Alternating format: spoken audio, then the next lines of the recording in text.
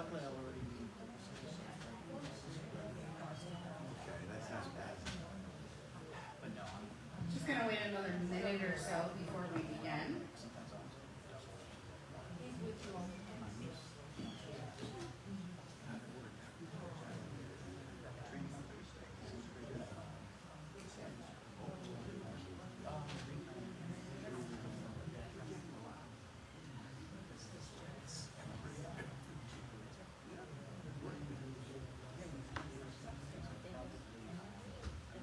You can do any run, so you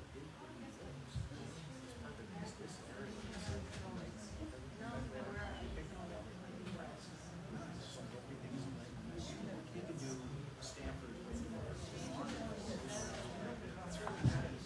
So, I'll have them substitute.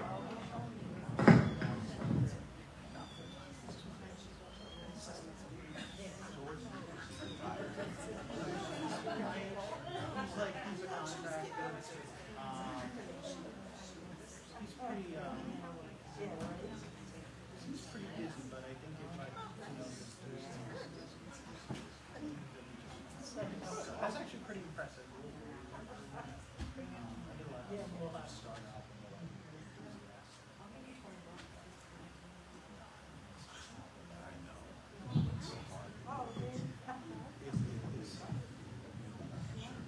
Welcome to our church.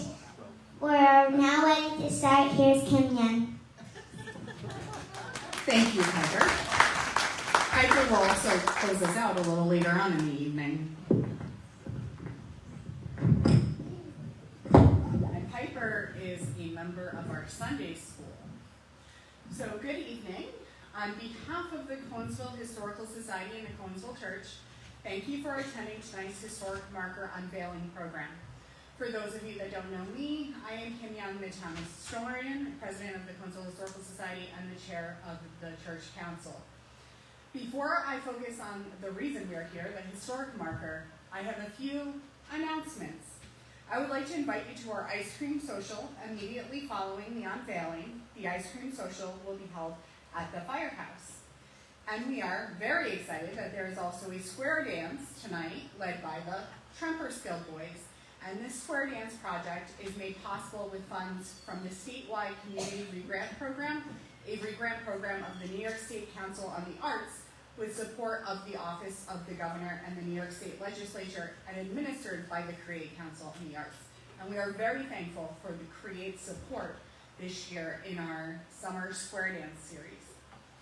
And if you haven't had the chance to check out our museum yet, please enjoy what we have to offer and that we can do more events like this. Lastly, there's a beautifully handcrafted dollhouse on display that is right up here, and we'll probably move to the firehouse later, that the Historical Society is raffling. Please consider buying tickets for that. The dollhouse would make a great gift for a child or a great display item for a home. Lastly, there's a poster card for Bima Tice, longtime historian and church admin council member. Yesterday, she celebrated her 90th birthday, and we'd love to send her a poster card with your signatures and notes. So that is right out here. Go around the corner, it's on the heater. With all of that being said, tonight we are here to celebrate the unveiling of a new historic marker in our town. This marker was funded by the William G. Pomeroy Foundation after the submission of several primary source materials that documented the church's history. Thank you to Steve Young of SM Young Construction for installing the sign, and to Bob Abrams, Board of Trustees Chair, for logistically figuring out where the sign was going to be installed and clearing brush for a line of sight from the road. I would also like to acknowledge some other church leaders here today. We have June Abrams, Corey Billings, Hannah Sells, and Carolyn Tompkins, administrative board members, Bob Abrams and Amanda Young, who are on the Board of Trustees.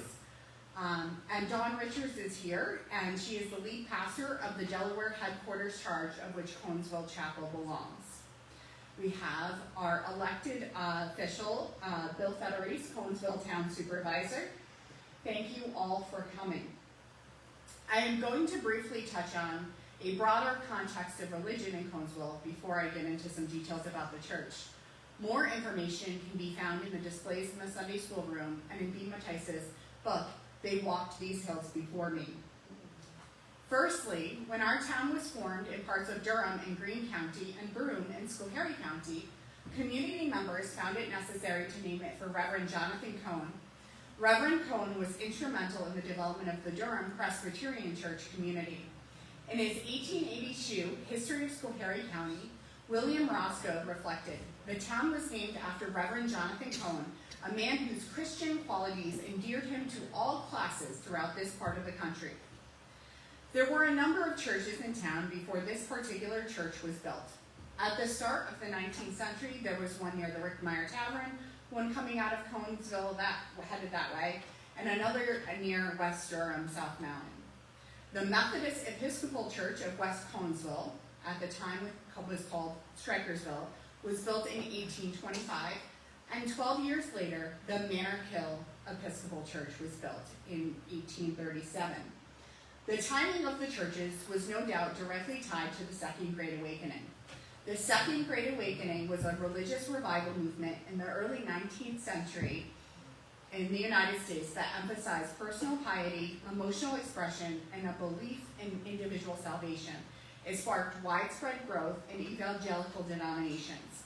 The Methodist Church, founded by John Wesley in the 18th century, gained significant momentum during this period, with its emphasis on social justice, mission work, and a circuit-riding ministry that helped spread its influence across the expanding American frontier.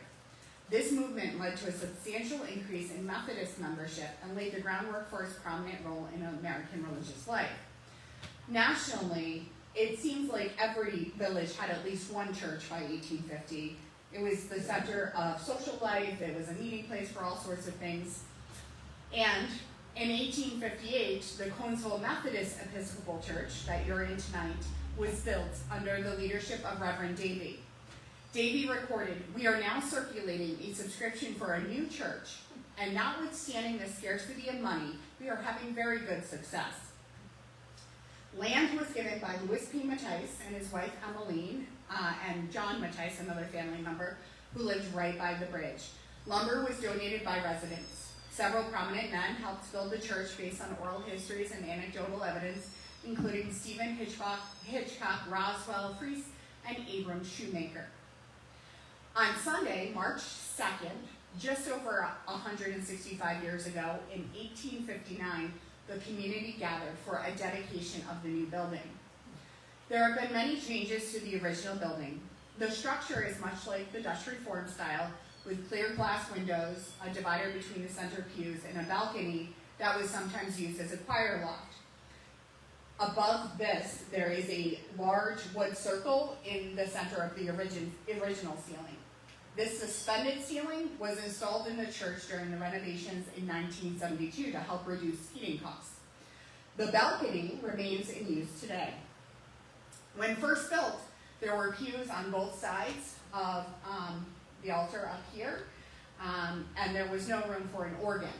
When an organ was acquired, the two pews were taken out, and the church at the time was heated with two wood stoves, one in the back of the church, with long stove pipes running through the length of the building. There used to be a front center pew, you can kind of see where that would go, but that was removed so there would be room for caskets at funerals. It was originally lighted with kerosene lamps on either side of the altar and similar lamps throughout the building. The church was renovated in 1882, during the 1950s, and again in 1972. The platform that you see over here for the organ and the choir was built in the 1950s. Also, the two pews on the left side of the altar were removed when in 1976, the Catskill Center News showed a photo of the church and noted its architectural characteristics. From 1820 to 1840, the Greek temple front with its gable was popular in American building design. It was used for churches, schools, banks, commercial designs, and is a good example of the vernacular or local expression of Greek revival in small church architecture. The church has been a center of activities for its 165-year lifespan. Camp meetings were held during the latter half of the 19th century and frequently drew people from around the region, and people would often leave work or not even attend work to make sure they got to the camp meetings. The Sunday school has been lively since the early 1870s, and oftentimes it's had large numbers of children, but it's fluctuated over the years. There's also been many activities with older youth throughout the years. The Thimble Club was organized in 1926 to help pay for the pastor's salary and electricity, amongst other items. It continued until the early 1950s, hosting many fundraisers, including bazaars and dinners to help financially. Today, the church is still alive and active, the only in our town. In 2006, the Conesville church was struggling financially and became chapel status. Under chapel status, we do not have any full-time pastor, but we belong to the Delaware Headquarters Parish, a family of local churches, including Gilboa, Harpersfield, Hobart, Stanford Township, and Bloomville. Services are held twice a month on the first and third Sundays. Sunday school is held every Sunday in mid to late September through May. There is a food pantry available which supports families monthly and as needed in emergencies. Every December, the church organizes the community Christmas event at the firehouse with the help of other community organizations. For many years, the Sunday school made and or arranged gifts for the residents of Robinson Terrace and then delivered them as they Christmas caroled throughout the halls. Today, the tradition continues on a smaller scale with card writing every year. COVID changed a little bit. Currently, the Sunday school is working on making fleece prop blankets for a community in the South as an outreach project. Last year, we made a bunch of fleece blankets for residents of Conesville. In 2020, when COVID hit, it was a unique time for our church. We were able to offer Zoom services more regularly, and we filled in where other churches lacked the resources. Our Sunday school met on Zoom and included children from hours away, and we even had the opportunity to meet with a Christian author. Her name is Leslie, who was in California and wanted to connect with children. We had resource bags and boxes for families so crafts and projects could still be done at home, and it kind of kept our community going.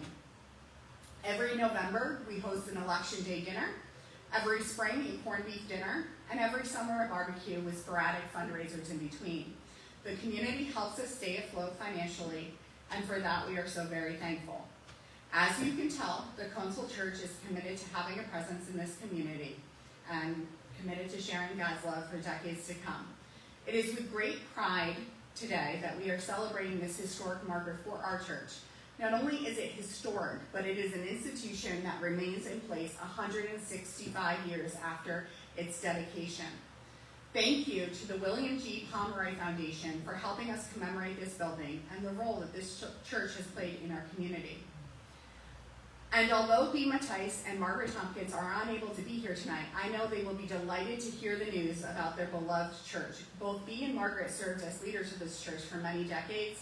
Margaret was also Sunday school superintendent and food pantry coordinators for many, many years. That is why that card for Bea's 90th birthday is important. So if you could take a moment to sign that. The church has played an important role in the development of our community, and for many people here today, like me, our individual lives. So thank you all for being here. I'm going to invite Mary Rouleau, where's Mary? Oh, she's in the back, to share some remarks. Fully funded historical marker. We feel strongly that markers help educate the public, encourage pride of place, and promote historic tourism. How did our mission come about? I have been passionate about history since my childhood. I have fond memories of riding in the car with my father, who was a traveling salesman, and seeing historical markers that we would stop and read together. In 2005, I established the foundation and made funding markers a priority among our first initiatives. I had learned that New York State had stopped funding its marker program decades ago and left it to communities to raise funds on their own. This was the impetus for the Foundation's first marker grant program, which was created to fill that gap in funding. It later became the springboard for several more grant programs with a variety of themes, including our exciting new Historic Transportation Center program. With this marker, You recognize the history of the church, including instrumental contributions to its early growth by Reverend John Davy and the Mattice family. We extend our appreciation to the Conesville United Methodist Church, Conesville Historical Society, Conesville community, and all those who helped obtain this historical marker. We know it will help ensure your community history will be remembered for generations to come. Thank you and congratulations. Sincerely, Bill Pomeroy, founder and trustee, William G. Pomeroy Foundation.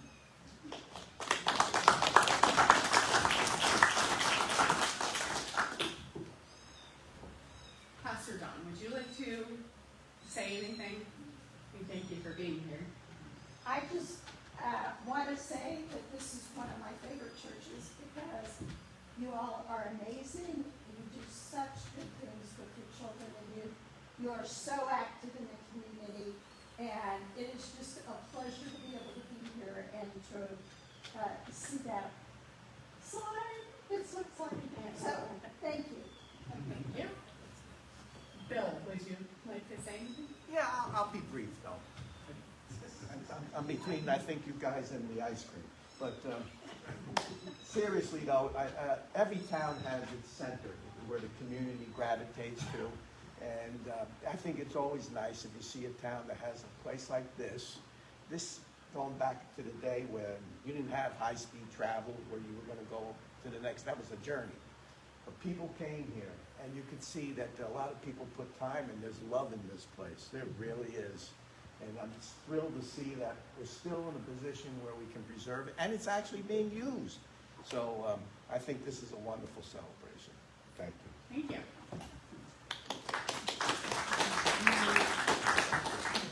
And now Carrie Sutton and Mary Rouleau are going to lead a quick audience moment.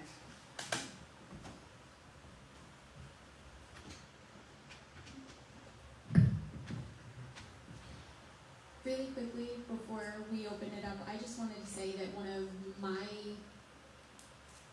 first impressions, other than, knowing this place is the place where my grandparents got married, was when I moved back after I joined the Navy, and I get this email saying, hey, we have this Veterans Day dinner, and that is one of my highlights every year, is the Sunday school kids putting on this absolutely fabulous dinner for the veterans in the community, and that's something that's, I don't know, I just love attending that. So at this time we're going to open it up for probably 2 or 3 people that have memories to share, thoughts to share before we go out and do the unveiling, and then there's definitely time during the ice cream for everybody to continue to share. So if anybody has any thoughts and memories at this time, we'd love to open the floor up.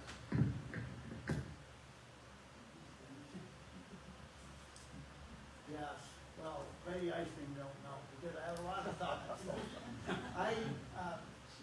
Carrie can remember this. When we were riding around with a big van and we were blessed with 8 children, I'd point out an old barn, maybe it was falling in over there, or a barn that was working. And everywhere in the Catskills, we still see a number of barns. And I say, what does that barn tell you about what used to happen?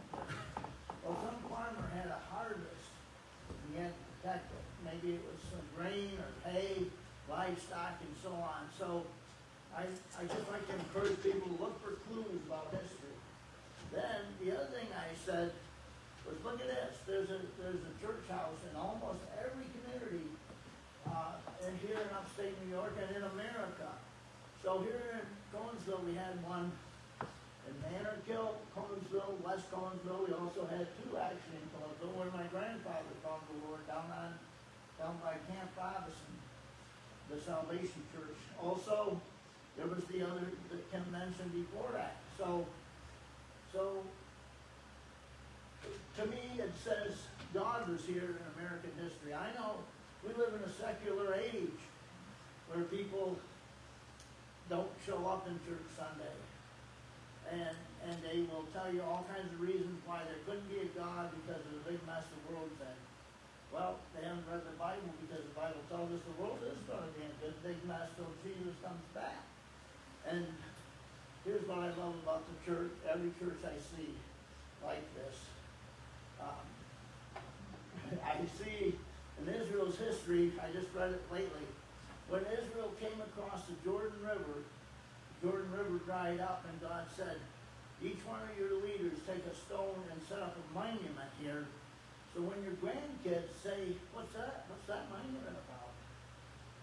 You can tell them God showed up, opened up the Jordan River, in that case, and we went through on dry ground. And also, there was a time when the Philistines always were giving Israel a hard time. The Lord especially fought for the Philistines. He asked them to build a stone monument to that. This building is a monument to the fact that God showed up, and I like how Kim pointed out, how did he come to show up? It was those great circuit riding preachers that got saddle sore, that got rained on, to tell people that Jesus loves you. And yes, we're sinners, we're on our way to hell, but there's hope, Jesus. And that's what they were all about. An old journal read, bad weather day. Only thing out was the crows and the Methodist ministers. and that tells you something about their care for the people. And I won't say much more than that, but I am just very grateful to be born into America, where I heard the gospel of the Lord Jesus Christ. If you want to hear it today, go on YouTube and look up a good Billy Graham sermon.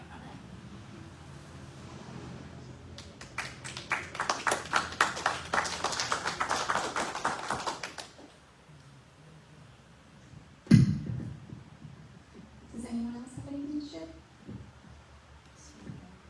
Okay. All up. Good. So now's the moment.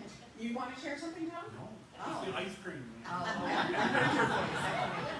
So now is the moment we've been waiting for. We're all going to head out to the sign out there, and I have some special people to help me unveil it, and we'll read it, and then Piper will close us out there, and we'll go have ice cream.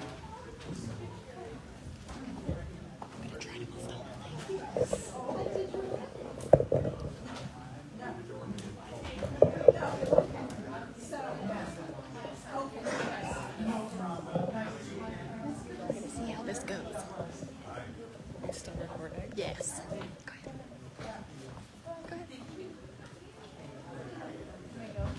Go ahead. Oh, this is getting on tape.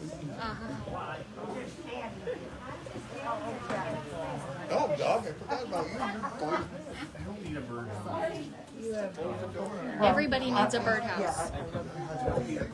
Everybody needs a birdhouse or a bird feeder.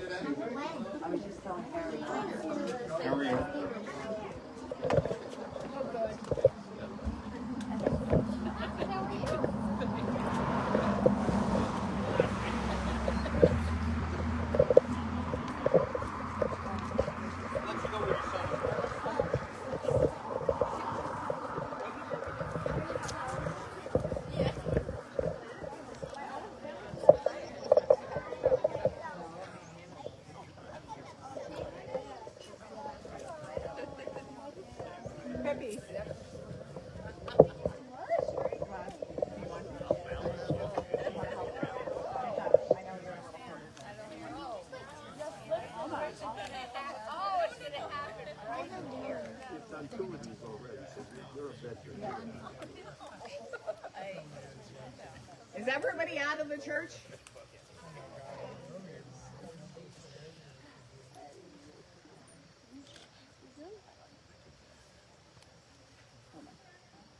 Yeah? Okay.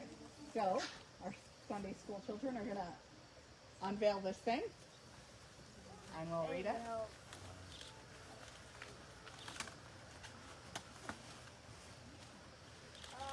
So, we have early church, Methodist Episcopal Church, built 1858 under Reverend John Davy on land given by the Matthias family. Dedicated March 1859, the addition completed 1965. And of course, thank you to the William E. Pomeroy Foundation for funding this marker.